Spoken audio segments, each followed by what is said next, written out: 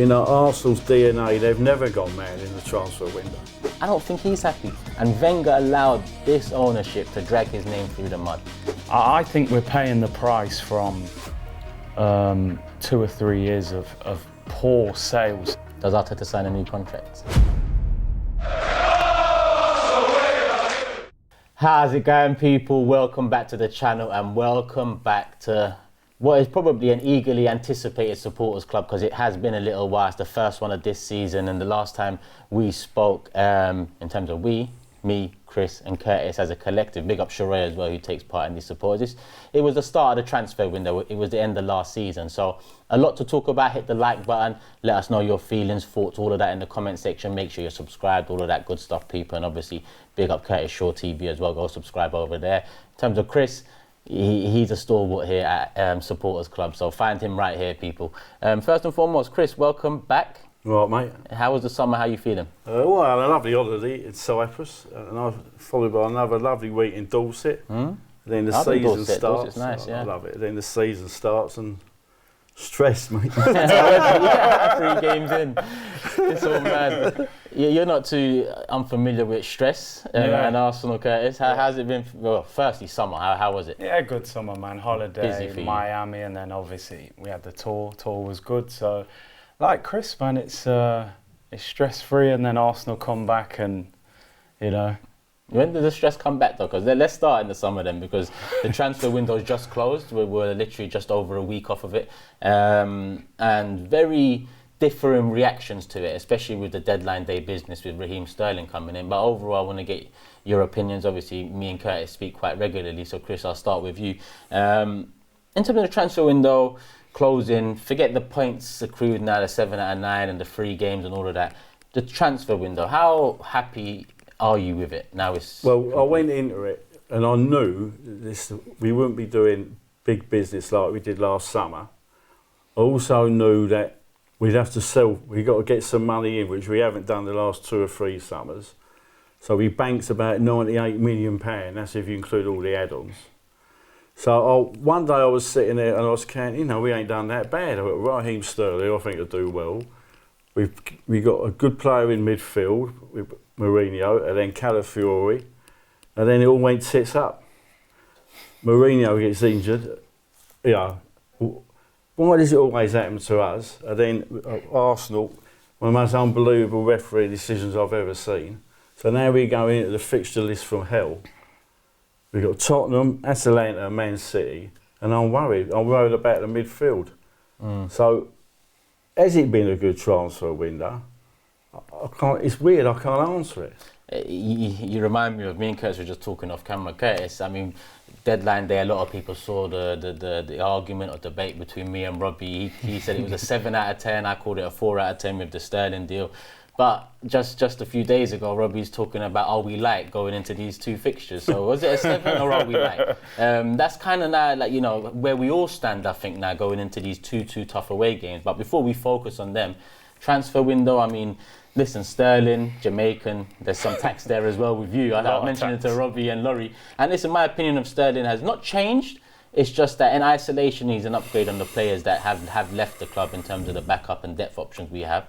But I just didn't feel it was enough. How are you feeling now? Sterling's an Arsenal player, signed, sealed, delivered, number 30, because we actually spoke about potential number 10, but number 30. And it seems like a desire to prove the haters and doubters wrong. Yeah, like you said, in isolation, Raheem Sterling, there's a lot of, Jamaica tax attached to that deal. That's fair, I get it. I think the reality is that it was a last-minute bargain. I think Edu said himself there had no plans to sign him. It kind of fell on his lap and he took advantage of it. The window for me, I'll be honest, I thought it was underwhelming. I think we've put ourselves in a situation where we're as close to winning the league as we have been in the 20 years. Like, before the start of the season, we're expecting to be in the title race. For me, my number 1 priority was a striker this summer.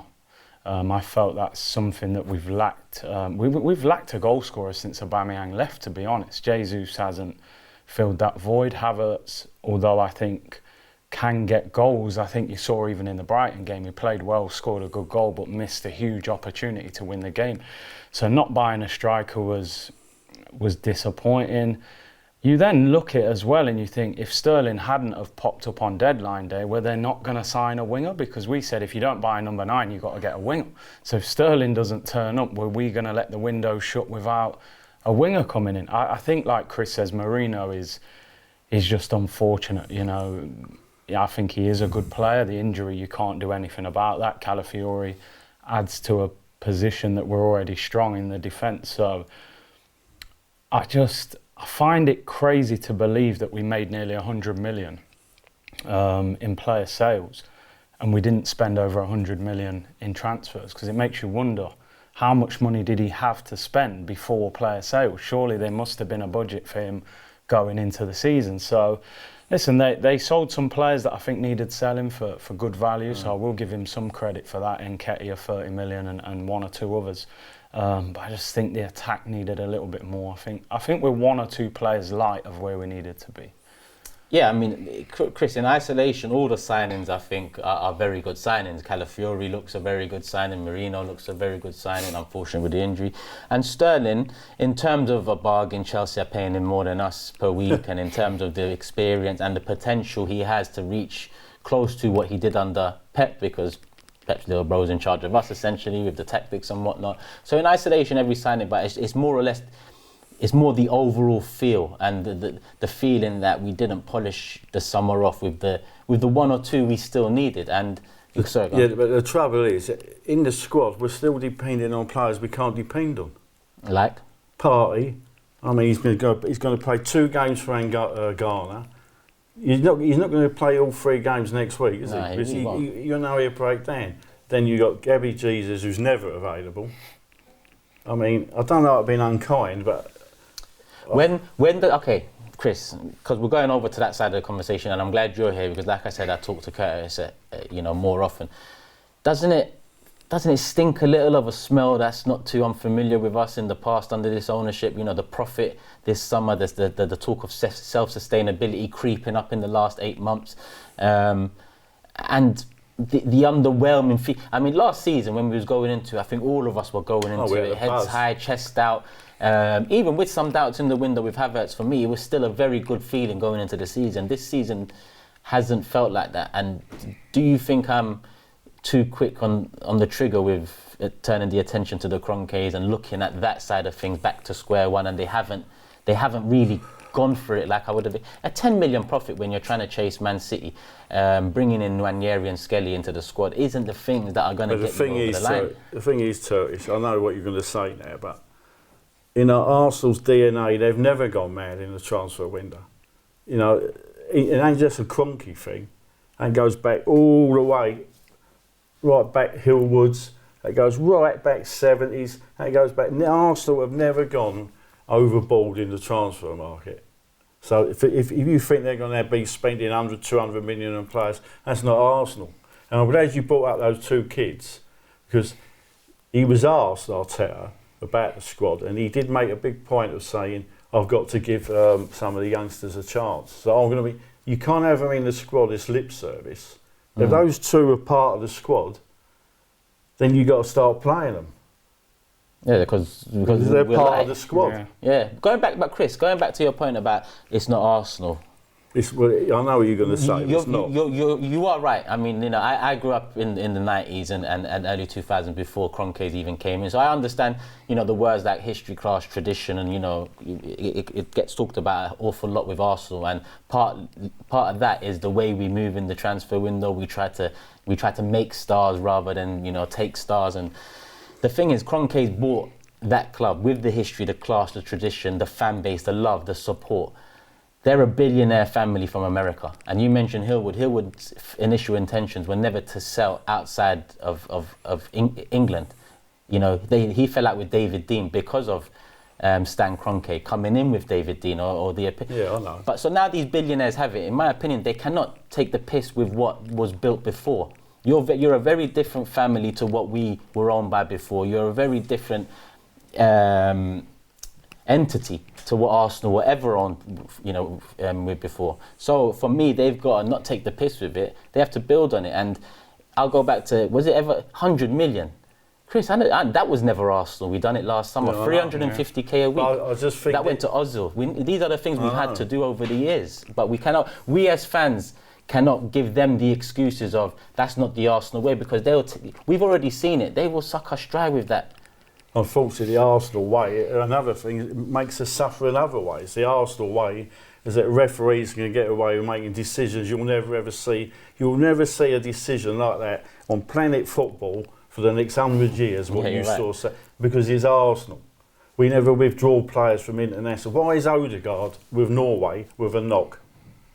Because when do we ever withdraw players from international duty? Because we're the Arsenal. Nice. Nice guys. We are. And then we're clapping Danny Welbeck off the pitch Saturday, good old Dan. Then we all get home. Thanks to him, Rice got. Well, I won't be clapping him no more, mate. We shouldn't be clapping any of these. I'm sick of it. Players have to do something for Arsenal before we welcome them back with open arms. That this whole nice guy thing is, it can only go so far. And I'm sorry, if you've got owners like Kroenkes who are far from nice guys, why would we be the nice guys for them? And what's to say, nice guys finish last. I'm not saying we're finishing last, but I mean in terms of really going for it, they never have. I do think because of what you've said about Arsenal, the Arsenal reputation, we do get judged differently. Yeah, I agree with that. I really do, and I'm getting a bit sick of it. We're getting trampled on, and I'm fed up with it. But Curtis, Foden and Palmer both withdrawn from England, right? Yeah. Saka there, does Chris have a point? This nice guy image and the whole history class traditions in a sense being manipulated by the owners? Yeah, well, I think like we were saying, Ireland against England's going to be a feisty game. You can imagine Saka and Rice will play 90 minutes in that, and Rice has obviously got history with representing Ireland at youth level, so they're going to be after him. And I just think, you've got to be a bit more savvy with it, haven't you? These two games are not massive games for England. Like you said, Odegaard limped off the pitch for Arsenal. He then gets a knock-in training for Norway, but they're saying, he's going to play at the weekend. We've got Tottenham next week.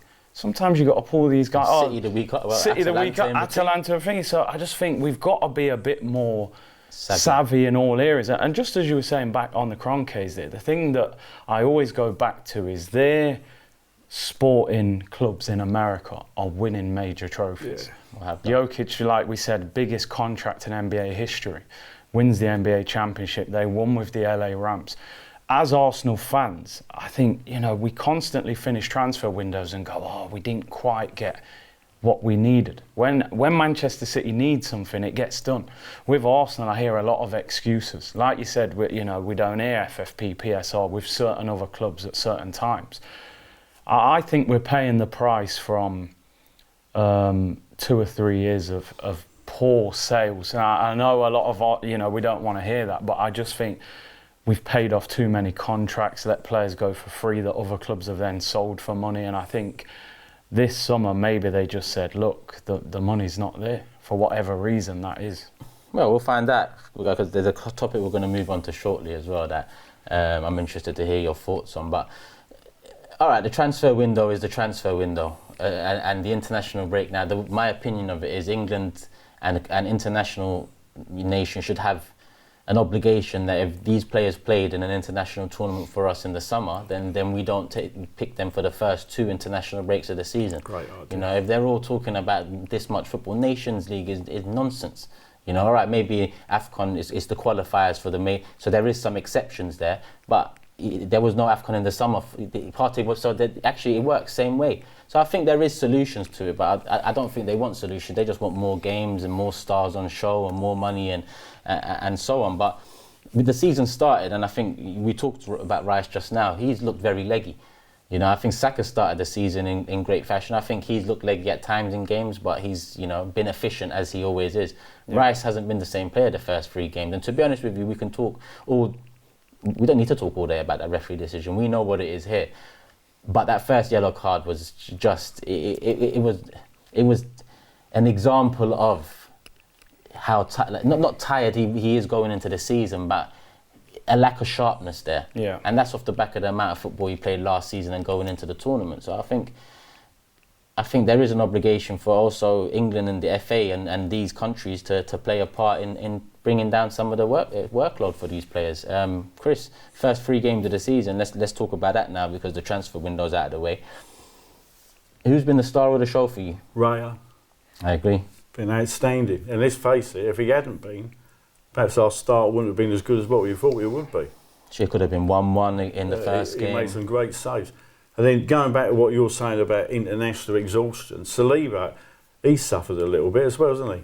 Yeah. Actually, you could say a lot of players who went into the later stages of the Euros have suffered. And it's interesting, Man City, Walker, Stones, Foden ain't kicked a ball in anger yet. They're coming on as subs. And Rodri as well. Yeah. See, do you know, we just don't learn. Yeah. But Raya, let's go to a little positive now. I think we're about 15 minutes in. Hit the like button, people. Make sure you do that. Yeah, we can smile now. The comments, there's already about 90 comments saying Turkish, too negative. I'm me, bro. I'm me. You know what I mean? Let's positive. We try and smile. Raya, I think Raya is by far the shining light so far this season. It's only 3 games in, but you could argue he saved us points in all 3 of those games, Curtis. Yeah, I mean, listen, ultimately you don't want your goalkeeper to be man of the match because it means that you're being attacked, he's having to make vital saves. But at the same time, if he has to make those saves, you need them to be made. And I said the biggest compliment that I had to Rail at the back end of the season was we were no longer talking about Ramsdale. When he first joined, it was who's better, what we're going to do. Every time he made a mistake, should we change it? That all got forgotten about, and he's made that place his own, and I think the manager has made the right decision. He is an upgrade on him. And again, he didn't play in the summer, did he? I know he was with Spain, but he hardly kicked a ball. So I think, he's been a massive shining light. He's shown, I think you got to look, last season he didn't have a pre-season with us because we got him at the back end of pre-season. I know he only came back for the Emirates Cup. But I think he's a lot more settled now. He communicates well with the back 4, and I think that's why he's playing so well. I think with Rice, just quickly, I think he has suffered because he covers more ground than anybody nearly every game. And I think obviously playing for England, and I think going to a tournament and losing in the final drains a lot of energy out of you because mentally you've been through all that and you haven't won. I think if England would have won, he might have been a bit different. I also think this new role he's playing doesn't help. To me, Declan Rice is, with Rodri, the best number 6 in the Premier League. Rodri's the best, I would say. Yeah. Rice as a ball winner is second to none, and we're playing him in the 8 role, left-hand side 8 role. I'm seeing times he's crossing the ball from the left wing, and then Partey's in the 6 getting isolated, and Arteta's made these little tweaks at the start of seasons. Last year, Partey at right back, Gabriel on the bench. And I just think maybe when Marino comes back, Rice goes to 6, Marino goes left 8, maybe Partey on the bench, but I don't think that's helping him either. The thing is, I was shocked to see Timber play left back. I thought Calafiori would go straight in at number 3. And now I'd play Timber in midfield. What against? Yeah, Tottenham. Moving forward, yeah. In the next 3 games, yeah. He's played there for Holland and he's played there for Ajax. That's the great thing about Timber. You can put him anywhere, do a job. And we play Calafiori at left back. Did you play him with Partey then? Or? Partey's good for 60 minutes and then he burns out. Yeah. I don't know. This injury to Marino has really clouded the waters. And 3 games into the season, it's but let's talk about Havertz, because the area we didn't address in the window is to Havertz gain. I assume. He's our number 9 for the season. It's up to Jesus to get fit and take that from him, but that is our options now. 2 goals in 3 games. I think he's got an assist there as well. Maybe probably should have won it for us against Brighton, even with 10 men. He also set up Saka, who probably should have won it for us against Brighton with 10 men. So quite a good start to the season from him. Listen, I think Havertz made a very good start to the season. I think the problem is there's a guy at Manchester City who's made a ridiculous start to the season. I mean, Haaland scored more goals than Arsenal. Yeah. Do you know what I mean? Like at this moment, so he got 7 goals in 3 games. Next game's Brentford at home. He could potentially score another hat-trick in that game, you would imagine. So I always said, look, Havertz is a quality player. There's no doubt, technically and everything. Even the turn that got him that one-on-one was brilliant. I think he will score goals this year. It's just, I've always said, will he score those key chances in the big moments? I think that's what separates a good and a great striker. The great strikers score important goals in big moments, you know, and Havertz scored a great goal. He then has that one-on-one at the end. Haaland probably scores that, you know. Isak probably scores that. So, listen, I think he'll put up numbers this year, to be honest, because every time you watch him play, he gets a big chance in a game, which says his movement must be good. And hardly ever gets injured, he's getting assists. So I think he started the season well. But in the bigger games, that's where I'm kind of looking and saying, what's Raheem Sterling's record like in big games, is he? Is he the man? He used to score against us, didn't he? Remember that header he scored that time? Yeah, but City would argue that it wasn't big games for them. Oh, yeah. I mean, is Man United Liverpool the big game it was when we see what Liverpool tend to do to them now? That's what was happening to us a few years ago with City and Liverpool. It wasn't a big game to them. Yeah. Sterling against Liverpool, I mean, that was the biggest games throughout that. I can't remember. He scored for sure. For sure he scored. But listen, Sterling comes in with that experience as well. I mean, let's slowly move on to there and obviously include your opinion of Havertz as well this season so far. I love Havertz. Yeah. He's to me, he's the. If you ever want an example of a modern day footballer, he's it. I just think he's fantastic. What do you mean by that? He's doesn't matter where you put him, he's got the ability to control the ball. He makes the right decisions. I just think he's a wonderful player, but I do get the point because he's not. You can't compare anyone to Haaland. He's not. It's a bit unfair, really. What's the expectation? 20 goals? Yeah, easy. Yeah. 20 league goals for Havertz. Yeah. Oh no, all competitions. But then that's where I have to argue, though, Chris. I know, I mean, a striker should be getting 20 goals. Unfortunately, Liverpool have got a goal machine as well. You're forgetting him. Salah. Do you think we win the season without one of our front three getting 20? So I think it'd be very difficult. So who would it be? Havertz, Saka, or let's say Sterling? One of them three have to get 20 for us. Maybe even two. We could say Saka. Saka and Havertz, really, with the amount of game time they're going to get. Yeah, I think got Saka. to get very close or get it, I would say. Okay, what about not moving forward too much, but I mean, when the left side's been somewhat an issue this season so far. Martinelli was given the faith back. He hasn't started the season well. Trossard comes on, scores a wonderful goal, has a massive impact in the game, starts against Brighton, his old club, doesn't perform to expectation. Sterling comes in, and Sterling done most of his best work for Man City off that left-hand side, floating into that 9 row and so on. So going into Tottenham City, I mean, when does Sterling get his chance? Is it off the bench against Tottenham? Is it starting the game? Play. You're starting? Yeah, 100%, yeah. He's got to play. Because unfortunately Martinelli's not doing it. And Trossard is more of a super sub, isn't he? So I would definitely go with Sterling, seriously. What about you guys? Yeah, I would start him. Yeah, just because I think it throws up something they might not expect. And I think at the moment Martinelli just might need that break, you know. And like you said, Trossard seems to be going round in this circle where it's like he comes off the bench, plays brilliant, we all clamour for him to start, he starts, doesn't play as well, ends up back on the bench. The only thing is, and we were speaking about it off camera, is if Sterling ends up playing a lot on that left-hand side, at the end of that loan, we haven't got an option. If you don't sign him, you've then got a disgruntled Martinelli and Trossard. It can cause issues, but then Arteta might just think, I've got to do whatever's for the best of the team. Have to. And Sterling's got a big reputation, a lot of trophies. I'd probably start Sterling too. I would. I think that could be the wild card that we need. The thing is, what you're saying next summer, if you look, we might need to buy 2 forwards. I know we haven't got through this summer yet, but next summer we're going to have to buy 2 forwards. And 2 midfielders. Yeah. Because Partey and Jorginho are 1 year away from. Yeah. I know. So 2 attackers, 2 midfielders. If I hear us linked to a defender next year, I'm going to go mad. And a goalkeeper. We've got enough. Oh, we can't have a keeper. We'll buy a keeper and a defender every summer. We've got enough. But I'd start Sterling against Tottenham, I think. Oh, very damn. I think, I mean, if Trossard's done his thing against Brighton, I'd be saying Sterling comes off the bench. How about, would you play Zinchenko in midfield? Well, definitely, you're not playing him at fullback, but he's a liability.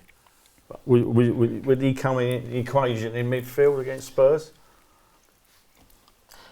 My thing about yes now, because last season when people said Zinchenko starts as an 8, my problem was he's a good passer when he's the extra man in midfield.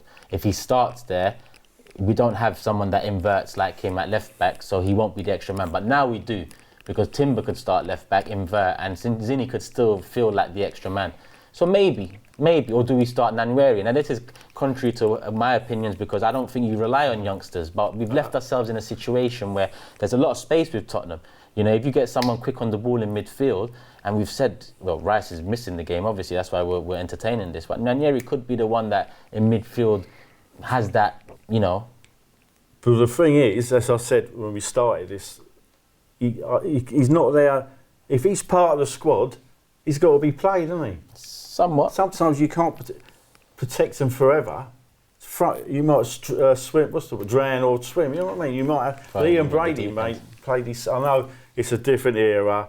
I know everyone's shouting at me now, yeah, but that was in the 19s.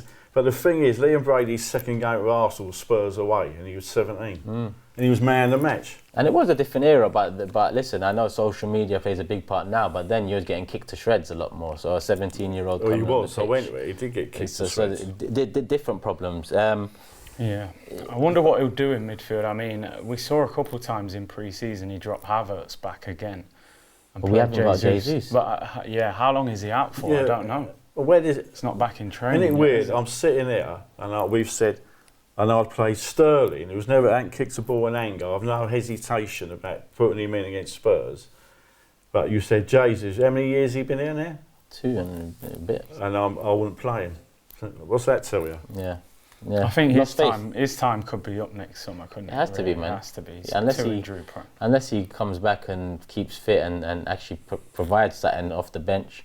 I mean, even going back to Martinelli, I've loved Martinelli, but some of his best work in the last 6 months has come off the bench, stretching games, bringing that pace in. Is he now a good 12th man too? I mean, Sterling has an opportunity there on the left-hand side, and Trossard and Martinelli off the bench, it becomes a lot healthier in terms of options all of a sudden in that attack. Yeah. Well, maybe not striker, because then you're still doing maybe Trossard up front for Havertz. Yeah. It'd be interesting. Because and we're talking about Tottenham, and sets up quite open, and you know, do we go for it away from home? We've won 2 on the trot there, first 2 since 2014. All depends of the Dutch bloke they've got at the back, who is Van der Ven. I think he's a fantastic player. It all depends if he's fit.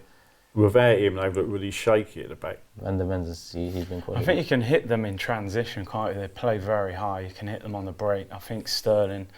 I mean, I know it's only training videos, but he looks sharp in them videos. And then Saka, we scored some good goals on the counter-attack last year. I think the one concern would be if he was to go with Jorginho, just as an example. Jorginho and Partey is, it's very slow, innit?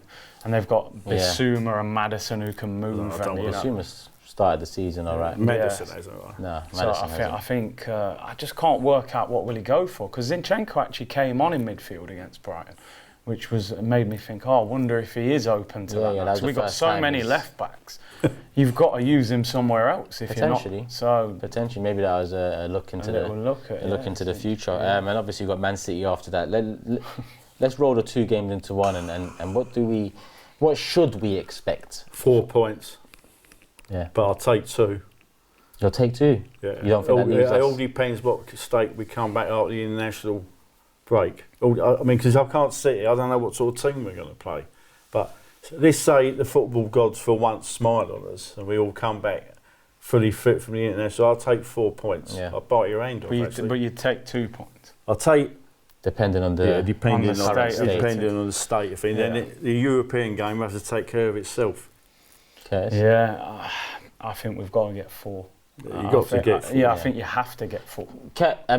Chris is more doing the expectation. No, the target has to be 4 minimum if we're going for the title, but the expectation of what we've seen, what we've got, and the international break is more 2.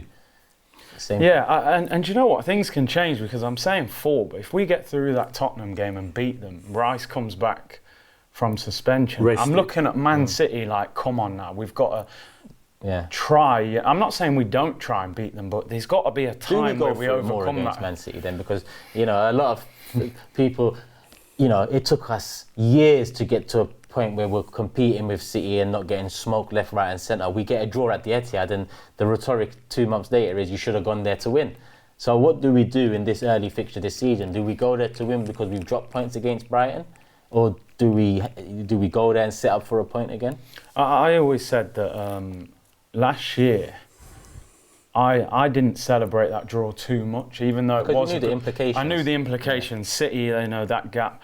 I just felt like when Liverpool won that title off Man City, they used to go there and it was like you swing, we swing, in a boxing sense. I feel like we go there sometimes not to lose. It's like we're here. I don't think Liverpool ever won it. No, they didn't. I think they beat them in the Champions League. But just in general, home and away, they were just at it all the time.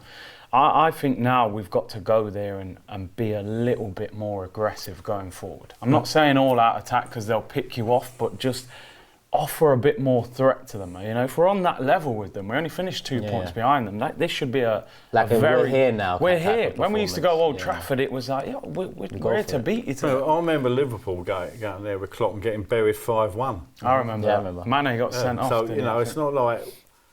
It's all with them, it's all up here, isn't it? A lot of teams, when they play a bit like the Arsenal Invincibles, the game's lost before you got on the pitch. Yeah.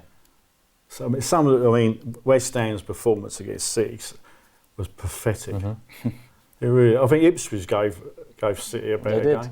They did. That was probably but remember what Rodri did taunt the Arsenal players, didn't he? Yeah. Said if you turned up at our place, we knew we was going to win the league because you was happy with a draw. Yeah. He's been talking quite a bit. So perhaps Arteta could use that. You got to go every little angle. You know what I mean? Yeah. We're talking of Arteta. Talking of Arteta, this is the topic that earlier I said it'd be interesting to get your thoughts on. I mean, he's got less than a year left. Stop me if you think I'm wrong, but that would probably be more on him than the club. I think the club would have wanted him to sign potentially end of last season, if not midway through. So with what sounds like 11 months to go on his contract, do you think Arteta's happy with the summer? Do you think Arteta's happy with the current situation? He did mention we was light with a week to go in the window. He also mentioned that he's not interested in Sterling when he was initially asked about it, and Edu then later goes, we brought him in because we needed him. Well, did we only need him with 20? We've given our opinions. What do you think Arteta feels at this moment in time? Because he's also doubted himself in years gone past. He's also said, maybe I'm not the guy to take us over the line. We're going to find out. What do you think the situation is at this moment in time? He was asked the other week, when are you going to sign your contract? And he said during the international break. So if it's not signed during the international break, I've got alarm bells ringing. Well, we're in it halfway through. It might come out now before the... the whole idea of him not signing, I think they have such a major effect. Because, you can't go up to players, like Saka, his contract. They have such massive repercussions. Yeah. I don't think if he say you're in, I don't know, I'd like to think he will sign, but if he's in a room with all the Arsenal hierarchy and he's zooming and ahhing, Arsenal got a decision to make. Or during the season. Possibly, yeah. But I don't want we don't want, the meltdown, that would just be unbearable. Yeah, we don't want that. I don't want that. Even just before we went live to record, something came up on Twitter about Man City will need a manager in the summer and maybe Arteta's holding off for that, and I'm sure if I open up Twitter again, there's thousands of tweets already about what league will Man City be in? That's true, maybe. That's actually very true, because that comes up this season as well. I think a lot of us have forgotten it because we're focusing on ourselves, which we should.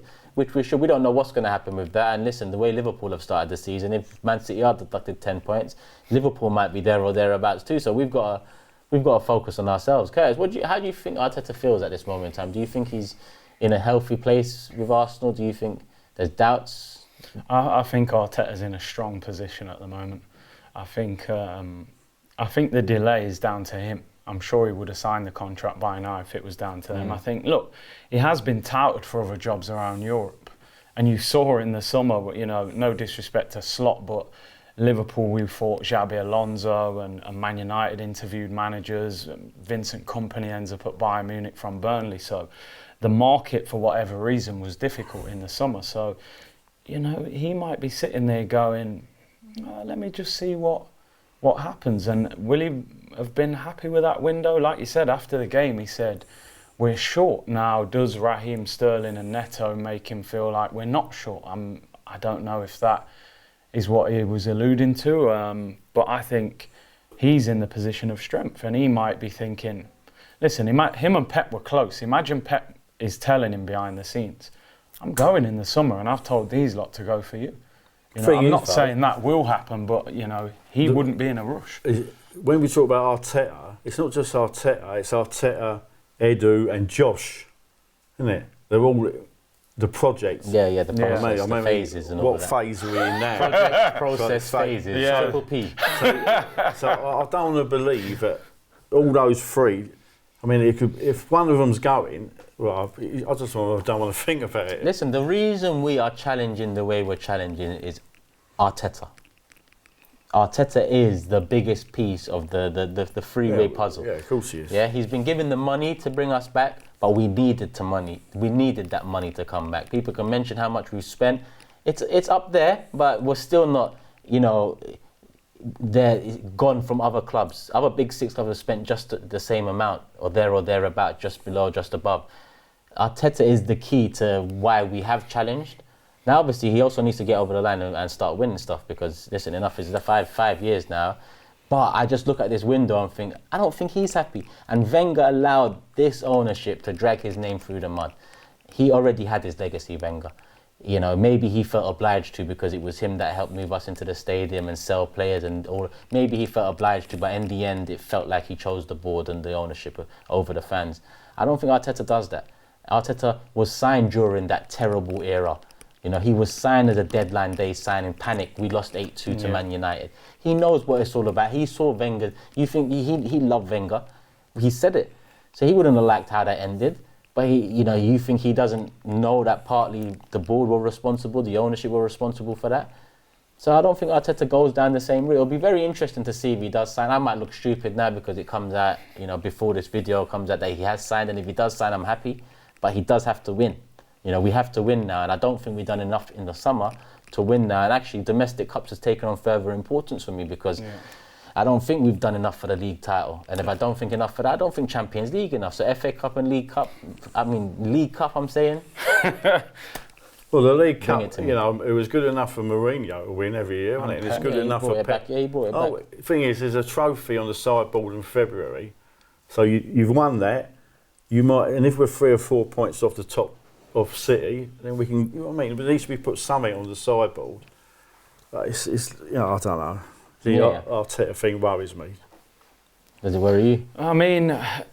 Arteta, there's fine lines, isn't there, between, he might be thinking at the moment, my stock's quite high and I can get a decent move if anything ever went wrong. If you continue to finish second, you don't want to get that reputation of being the nearly man. Who can't quite get past Pep, and he might think, look, you guys haven't backed me enough in the window for me to get past him. So I think he's probably in a situation where he's saying, I'll get back to you and let you know what I want to do, really. So it's an intriguing one. It is intriguing. I think Arteta, me and you have spoken before about the domestic cups. I think we need to try and win those trophies, because I think sometimes it kind of gets you over a barrier of not winning something, you lift that trophy, you have a big moment, it's like, right, we've won that, let's go again, because the concern is always going to be, we've just had 4 players nominated for top 30 in the Ballon d'Or. Yeah. Everybody's looking at those players, and eventually Saliba's going to go, well, I'm not winning anything, and Real Madrid are sniffing around and they're winning everything. So I do think you've got to win whatever you can get your hands on at this moment, and then hope it leads 2 years to go, I think, one. for Saka, for Odegaard next summer. I think Saliba might be in that. Yeah. Maybe Martinelli too. So next summer is key. All right, let's end with a quick fire round. I've got a few questions for you. Just a simple answer, simple questions. Okay, should we win in the Premier League? Realistically, no, to be honest. Chris, we win in the Premier League? I hate to say this, Turkish, no. And I hate to agree. Curtis, are we winning a trophy this season? We can. It depends on Arteta's attitude towards them, because I feel a lot of the time we just throw those domestic trophies away. I don't think we're ready to win the Champions League. So if he decides to go for them, then I think we can win one of them at least. I'm going to push you for a yes or a no. All right, let's say yes. I'm telling you, it's in the game show. Yeah, I'll say yes. Say yes. Win an the FA trophy. Cup. I'll say yes, but what will the football world view? Say we won the League Cup and come fourth. That's dead. I'll be honest. Well, how would people view our season? You're not great. League Cup, don't give me League Cup and fourth. That's not. That's not. Yeah, that's exactly it. How would people view that? Yeah, not great. Not great. Last question. Does Arteta sign a new contract? Yeah, I think he will. Chris? He's got to. Will he? Yeah, but he's got to. Can you imagine the meltdown? Yeah. So actually, I'm going to put that on the board. Of course it would be. We'll be back outside the stadium with the flares again. 3 years on. Yeah, don't muck it up. Yeah, and win something. All right, Chris, pleasure as always. Curtis, as always, a pleasure. Yes. Obviously, go subscribe to Curtis Shaw TV. Me and him got a show once a week, every week as well. So subscribe to Turkish LDN too. Make sure you subscribe right here, people, at AFTV. A lot more content coming out, but let us know what you thought of the Supporters Club. Topics, feelings on those topics, and make sure you hit the like button and love for the love, people. We're out and see you again soon. Peace.